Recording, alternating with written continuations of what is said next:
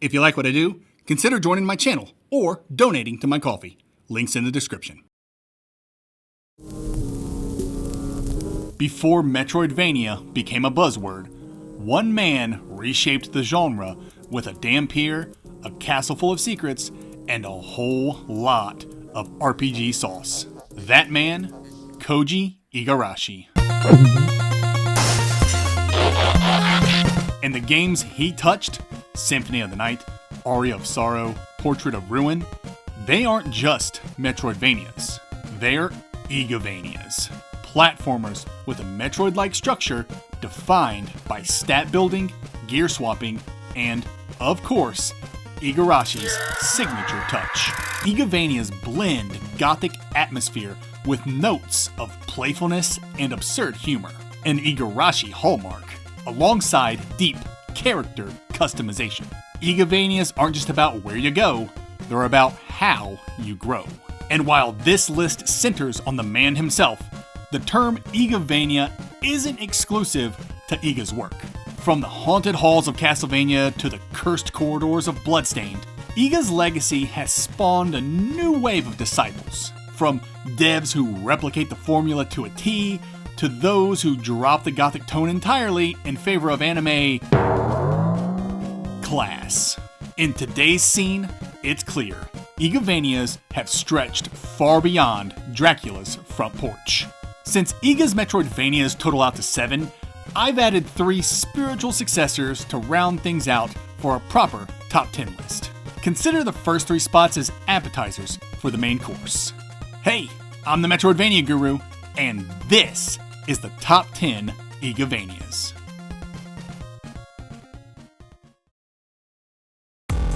Number 10. Frontier Hunter, Urza's Wheel of Fortune, where anime meets Metroidvania. In this game, the anime aesthetic is loud and proud, with fan service that's also loud and proud.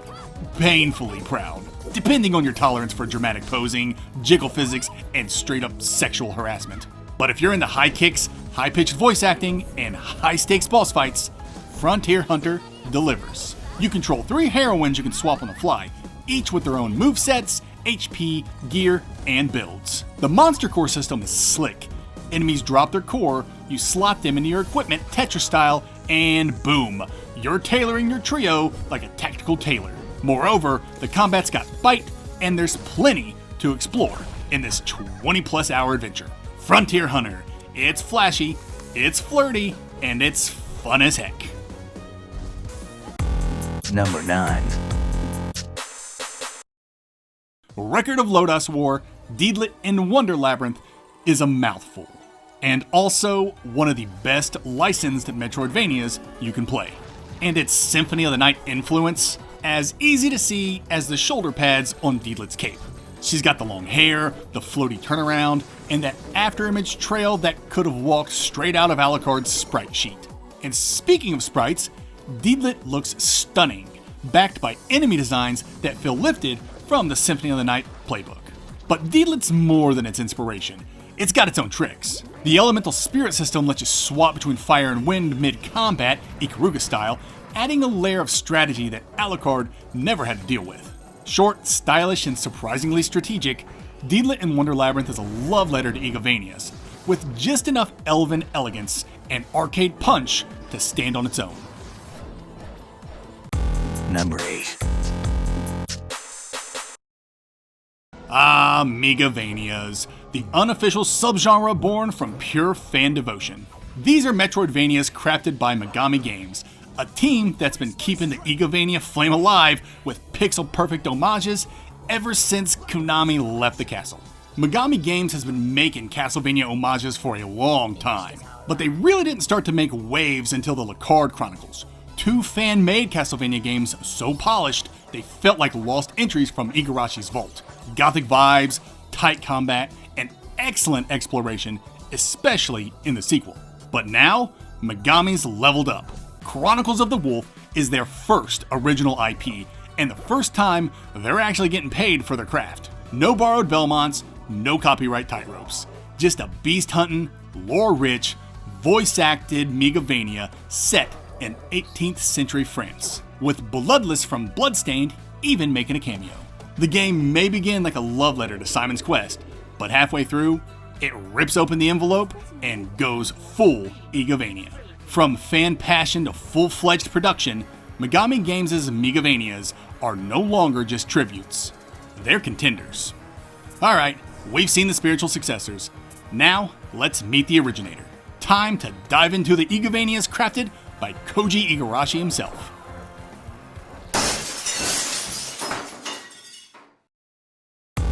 Number 7. Castlevania Harmony of Dissonance is remembered as the bright and loud GBA Castlevania, and that's no accident. After complaints that Circle of the Moon was too dark, Igarashi overcorrected, giving us a neon-tinged Belmont and visuals that feel like a rave in Dracula's castle. Unfortunately, that assault on the eyes is matched by the ears, with a soundtrack so crunchy and chaotic, it's become legendary for all the wrong reasons. And beneath it all, Harmony reeks of desperation.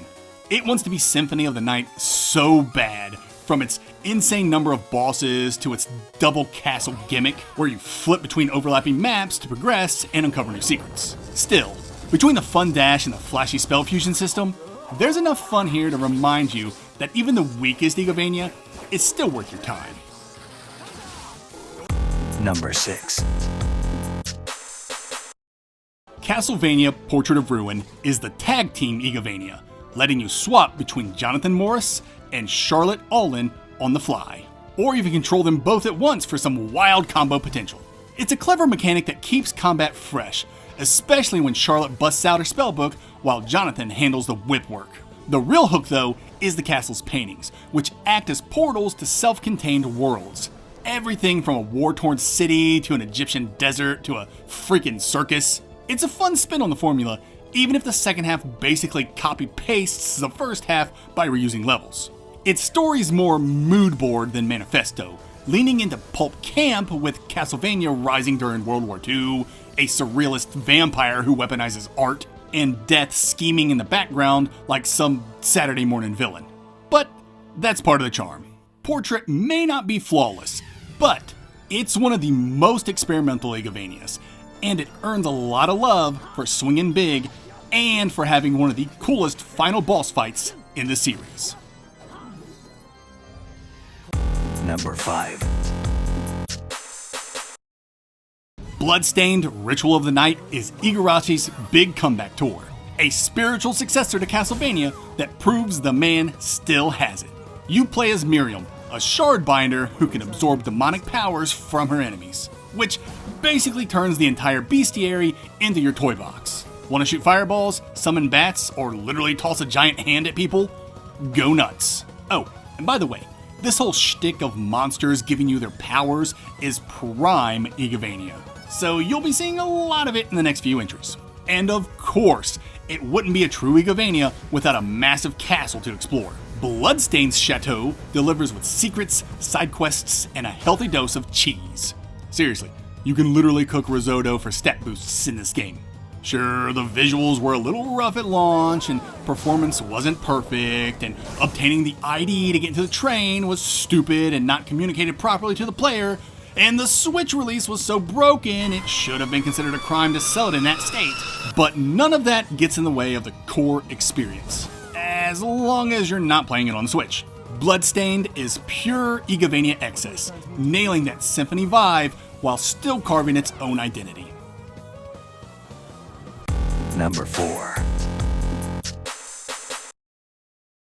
Castlevania Dawn of Sorrow took everything great about Aria of Sorrow and cranked it up on the Nintendo DS. For better and for worse. Soma Cruz is back, and he looks like shit. Just the most generic looking anime dude who's ever animated. Look how they massacred my boy. But at least he's still rocking that angsty, reluctant Dracula energy. And the tactical soul system returns, meaning every monster you kill becomes another weapon in your arsenal. Peak Igavania design. The best part is just how over the top things get. Want to launch giant ice spears, summon demon familiars, or chuck a literal tank shell across the screen? Dawn thrives in this ridiculous chaos. The castle design is top-notch, the bosses hit hard, and the soundtrack is absolute fire. But it also comes with awful DS touchscreen gimmicks that force you to draw magic seals to finish bosses. Still, when you look past the fluff, Dawn of Sorrow is one of the most polished and satisfying Igavanias in the whole series. And it has the best postgame of all Igavanias, giving you a sweet mode that lets you play as the strongest Belmont and Alucard in an amazing what-if scenario. Of all the Igavania's postgame content, this is the one that's so good that it feels almost necessary to play. Number 3. Castlevania Order of Ecclesia is the black sheep of the DS trilogy, and that's a compliment.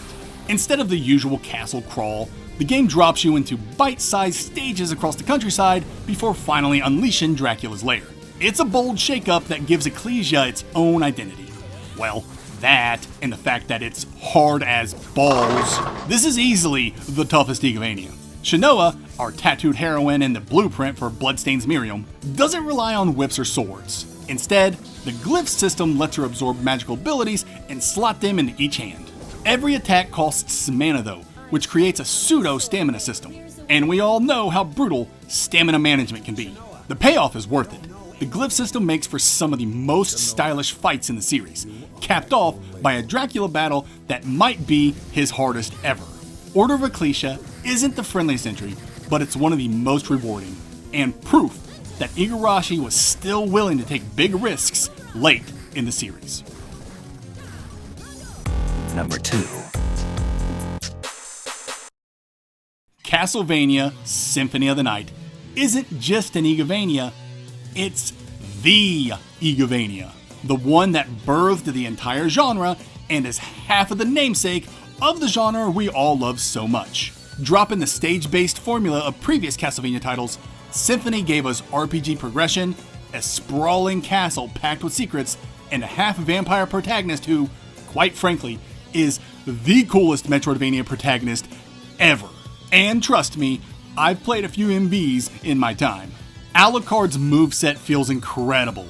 Dashing, spellcasting, transforming, swinging swords bigger than he is. And the freedom to break the game wide open is half the fun, whether it's through sequence breaks or with the shield rod / Alucard shield combo. And then, just when you think you've seen it all, Symphony flips the script with the upside down castle, doubling the game and one of the most iconic reveals in video game history. I'm of two minds when it comes to the upside down castle. On the one hand, it's more content and completely blew my mind with its reveal. But on the other hand, navigating the castle is just awful. It's clear they didn't actually design the upside down castle to be navigable, but that's part of the charm. Feeling like you're exploring a place you shouldn't. The voice acting is laughable, but "What is a man?" has become legendary at this point. There's really nothing more I can say about Symphony. You all know it's great. It's just not the greatest Igavania in my eyes. That honor goes to...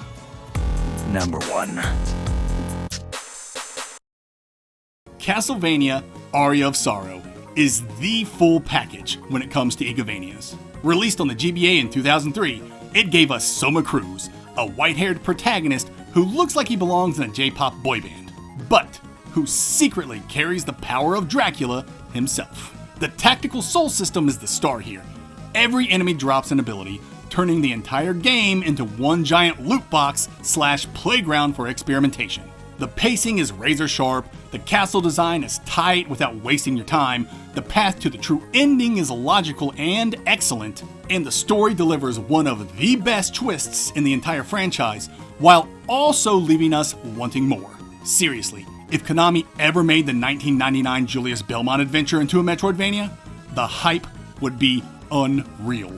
Aria nails the balance between accessibility and depth, between challenge and freedom, and it does it all on a handheld that should not have been able to pull this off. If Symphony of the Night is the blueprint, Aria of Sorrow is the perfect refinement, and that's why it earns the top spot as the best Igavania Iga has made so far. And that's my top 10 Igavanias. Do you agree with the list, or do you think I mixed up a few? Are there any other spiritual Igavanias you can think of? Drop your thoughts in the comments. I always love hearing from you. If you enjoyed this video, give it a like. And if you want more deep dives into the best Metroidvanias, make sure to subscribe. Until next time, later nerds.